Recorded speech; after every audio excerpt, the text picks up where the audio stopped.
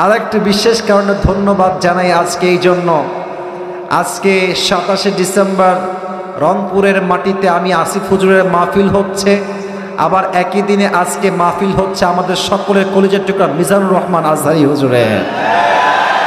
বিশ্বাস করেন রংপুরের ভাইয়েরা, আমি মাহফিলে আসার পূর্বে প্রত্যেক 2 ঘন্টা অর্থাৎ আসার আগের 2 ঘন্টা বসে থেকে অলওয়েজ রিসার্চ করি, পুরো বিষয়টাকে কি বলবো না বলবো, আবার রিভাইজ দেই, প্র্যাকটিস করি, লেখি, অনেক বিষয়গুলোকে আমি ব্যাখ্যা লেখার জন্য চেষ্টা করি। সোনামণি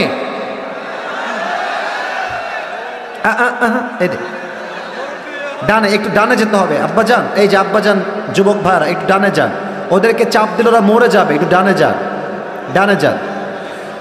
তো আমি আজকে না এটা মজা করার জন্য বললাম, বাকি এখন মজার মুডে নয়, সিরিয়াস কিছু কথা বলতে চাই, দিল থেকে শুনতে হবে।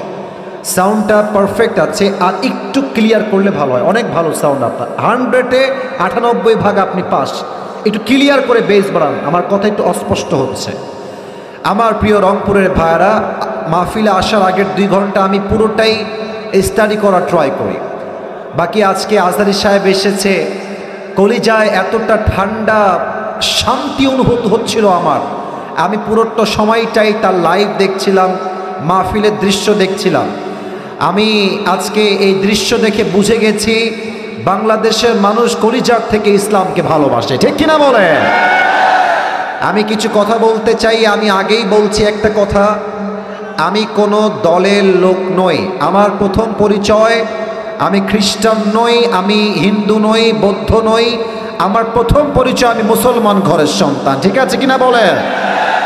অনেকে আমরা আমাদের পরিচয় দেই যে আমি কওমির ছেলে, আলিয়ার ছেলে, হেফাজতের ছেলে, চরমনায়ের ছেলে, ঠিক আছে, এটা ভুল কিছু নয়। বাট আপনার প্রথম পরিচয় আলিয়া নয়, প্রথম পরিচয় কওমিয়া নয়, আপনার প্রথম পরিচয় হেফাজত নয়, আপনার প্রথম পরিচয় জামাত নয়, আপনার প্রথম পরিচয় আপনি মুসলমান ঘরের সন্তান।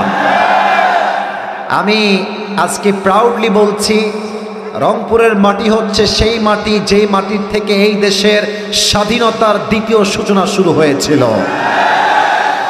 এই রংপুরের নাম আজ শুধুমাত্র বাংলাদেশেই সীমাবদ্ধ নয়, এই রংপুরের নাম পুরো বিশ্বের প্রত্যেকটা দ্বার প্রান্তে পৌঁছে গিয়েছে। আমাদের কলিজার টুকরা ভাই শহীদ আবু সাঈদ তার বুকের তাজা রক্ত দিয়ে দেশটাকে স্বাধীন করেছে, এবং সে এটা প্রমাণ করে দিয়েছে আমরা রংপুরের সন্তান, কাপুরুষের সন্তান নই, আমরা সবাই বীর পুরুষের সন্তান। আর আমি স্পষ্ট ভাষায় বলতে চাই, যেহেতু দেশের দ্বিতীয় স্বাধীনতার সূচনার ইতিহাস শুরু হয়েছে রংপুরের মাটির থেকে, অতএব আগামীতে যখন ইসলামের পতাকা, ইসলামী রাষ্ট্র, আল্লাহর জমিনে আল্লাহর দ্বীন কায়েম হবে, এই রংপুরের জমিন থেকে ইসলামী রাষ্ট্রের ঘোষণা হবে। যুবক ভাইরা, আল্লাহ এই রংপুরের মানুষকে কবুল করুন, সকলে পড়েন আমিন। আজহারী সাহেব যে আবার ফিরে এসেছেন দীর্ঘ 5 বছর পরে, আমরা সবাই বলেন তো দিল থেকে খুশি না বেজা?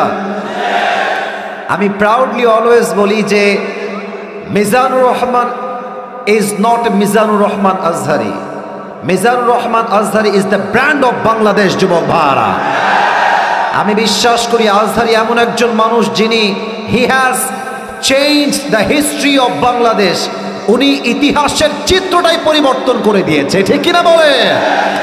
আমরা আগে মনে করতাম যে খেলোয়াড় হলেই শুধু সেলিব্রিটি হওয়া যায়, আমরা ভাবতাম নায়ক হলেই সেলিব্রিটি হওয়া যায়, আমরা ভাবতাম গায়ক হলেই সেলিব্রিটি হওয়া যায়।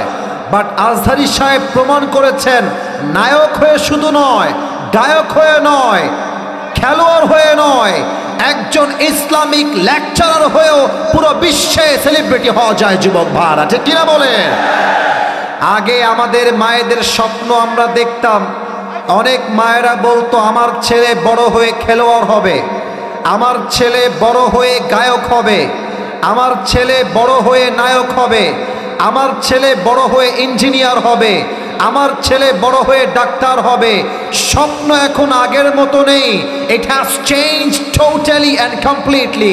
এখন লক্ষ কোটি মায়ের স্বপ্ন আমার ছেলে আজহারীর মতো ইসলামিক স্কলার হবে। যুবক ভাইরা, এবং খুব ভালো করে খেয়াল করে দেখবেন, মিজানুর রহমান আজহারীকে জামাতের ট্যাগ দিয়ে এই দেশ থেকে কিছু কুলাঙ্গাররা বিদায় করেছিল। যুবক ভাইরা, আমাদের সকলের একজন সিনিয়র আলেম লুৎফর রহমান সাহেব, যিনি মারা গিয়েছেন, আল্লাহ ওনাকে জান্নাতের উঁচু মাকাম নসিব করে দিক, উনি বলেছিলেন আজহারী একদিন ফিরে আসবে, বিজয়ের বেশে ফিরবে, বীর বাহাদুরের বেশে ফিরে আসবে। ঠিক কিনা বলে?